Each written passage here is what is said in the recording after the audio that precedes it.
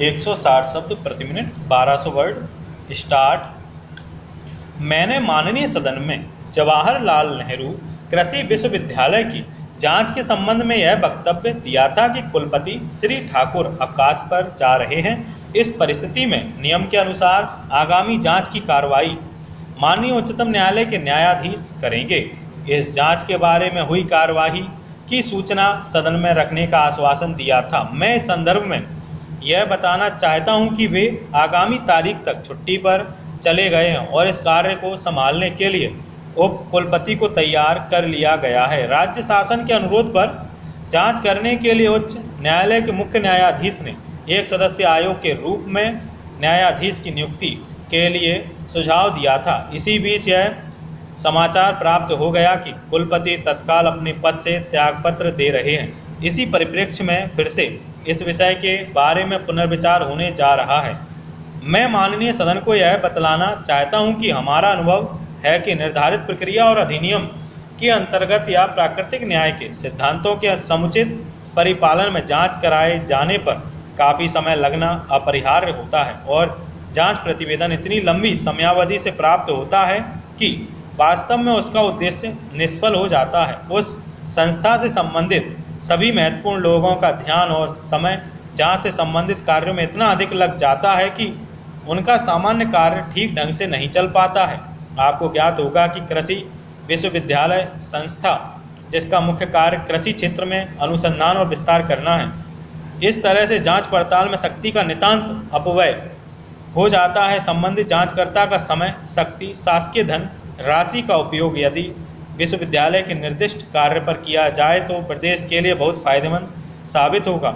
इस बारे में दूसरी बात यह है कि धनराशि के अपव्यय दुरुपयोग से संबंधित बातों का उल्लेख माननीय सदस्यों ने समय समय पर सदन में किया है। यदि न्यायिक जांच प्रस्तावित दायरे में होती है, उनमें से अधिकांश बातें ऑडिट दायरे में आ जाएंगी और अच्छे ऑडिट से अधिकांशतः तथ्य प्रकाश में आ जाएंगे।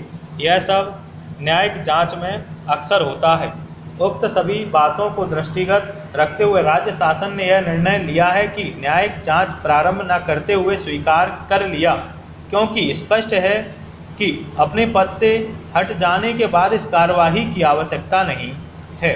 मैं यहाँ यह भी स्पष्ट कर देना चाहूँगा कि विश्वविद्यालय का विस्तृत, व्यापक और सूक्ष्म ऑडिट अबाध गति से चलता रहेगा। उसके परिणाम स्वरूप जो व्यक्ति अनियमितताओं, राशि के अपव्यय और दुरुपयोग के लिए दोषी पाए जाएंगे, उनके विरुद्ध अनुशासनहीनता की कार्रवाई अवश्य की जाएगी। मुझे विश्वास है कि उनके त्यागपत्र देने से और उसके स्वीकृत हो जाने पर इस अध्याय का पर्दाफाश और प्रकरण का खुलासा जिस ढंग से होगा, निश्चित रूप से वह विश्वविद्यालय तथा राज्य की संपूर्ण जनता के हित में होगा। अब आशा है कि विश्वविद्यालय अपने निर्दिष्ट लक्ष्यों की पूर्ति कर सकने की ओर अग्रसर हो सकेगा। अब मैं यह भी जानना चाहता हूं कि गवर्नर साहब को कुलपति का इस्तीफा कब प्राप्त हुआ। मेरी चर्चा गवर्नर साहब से हो चुकी है। उन्होंने कहा कि मैं इस बारे में सदन को कल आश्वस्त कर सकता हूं कि त्यागपत्र पाने और उसे स्वीकार करने की कार्रवाई कब तक पूर्ण कर ली जाएगी। इस पर चर्चा करते हुए राज्यपाल महोदय ने कहा है कि वे उनका त्यागपत्र प्राप्त कर लेंगे, इसलिए सदन के सम्मुख यह स्टेटमेंट बड़ी जिम्मेदारी से दिया जा रहा है। सभाध्यक्ष जी, किसी भी देश के सामाजिक, आर्थिक और राजनीतिक विकास में शिक्षा का विशेष महत्व होता है। शिक्षा मानव गुण को उजागर करती है। शिक्षा के माध्यम से समाज में व्याप्त रूढ़िवाद, कुरीति, अंधविश्वास और दूसरी बुराइयों को दूर किया जा सकता है। शिक्षा प्रगतिशील समाज की रचना में योगदान प्रदान करती है। भाग्यवादिता और हीन भावना का अंत हो जाता है, जिससे मनुष्य में आत्मविश्वास पैदा होता है। यद्यपि आज गतिविधियां अत्यंत तीव्रगामी हैं, जीवन की गतिशीलता में शिक्षा कठोरक का कार्य करती है। आज प्रतिस्पर्धा में आगे बढ़ने के लिए शिक्षा का उपकरण अति आवश्यक हो गया है। शिक्षा का ज्ञान प्रसार विकास का रास्ता प्रशस्त करता है। मानव आज शिक्षा की सहायता से ज्ञान, विज्ञान, तकनीकी क्षेत्र में आगे बढ़ते हुए धरती से अंतरिक्ष में पहुंचकर ग्रह नक्षत्रों की खोज कर रहा है। प्रकृति पर विजय पाने का स्वप्न शिक्षा के माध्यम से साकार हो सकता है। नदियों का रुख मोड़ना, पर्वतों के शिखर पर पहुंचना, सागर की छाती को चीरकर समुद्री संपदा को प्राप्त करना जैसी चीज़ें शिक्षा के द्वारा मनुष्य के लिए संभव हो सका है। जनतांत्रिक मूल्यों की प्रतिस्थापना और राष्ट्र के विकास की राह में निरक्षरता को सबसे बड़ी अड़चन मानते हुए ही संविधान में उसको जड़ से दूर करने के लिए पवित्र संकल्प लिया गया था। संविधान के चौथे भाग के अनुसार राज्य के नीति निर्देशक सिद्धांतों के अनुच्छेद 43 में कहा गया है कि प्रत्येक राज्य संविधान के लागू होने के बाद 10 वर्षों में 14 वर्ष की आयु तक के सभी बच्चों को मुफ्त और अनिवार्य शिक्षा दिलाने का प्रयास करेगा।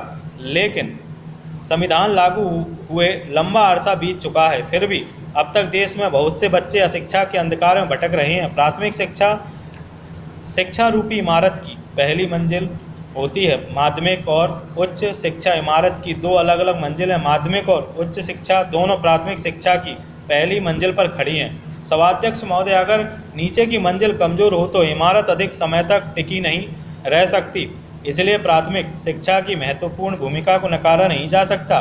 जीवन के उत्थान के लिए शिक्षा अत्यंत आवश्यक है। यह शरीर के लिए मानसिक भोजन के बराबर मानी जानी चाहिए।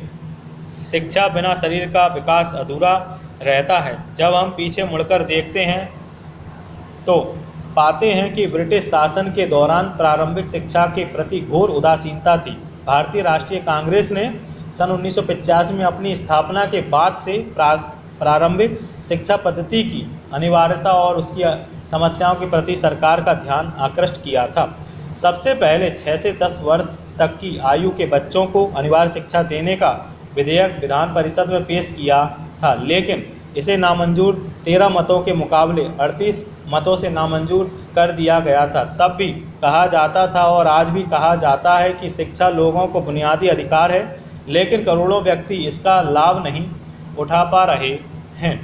वे आज भी पिछड़ेपन, अज्ञान और अंधकार में डूबे हुए हैं। कितने ही बच्चे शिक्षा के अभाव में अपने को और अपने माता पिता को कोसते रहते हैं। अगर शिक्षा निर्धनों की पहुंच के बाहर होती है तो देश कितनी ही प्रतिभा, क्षमता और लाभों से वंचित रह जाता है। सभी गरीब कमज़ोर बुद्धि के होते हैं अथवा सभी धनी प्रतिभा संपन्न होते हैं, ऐसी धारणा बनाना गलत हो सकता है। अब प्रश्न केवल अवसरों की उपलब्धि का हो सकता है। मानव अधिकार मिलने के कारण ही ऐसी आज़ादी के बाद देश में शिक्षा का विस्तार हुआ है।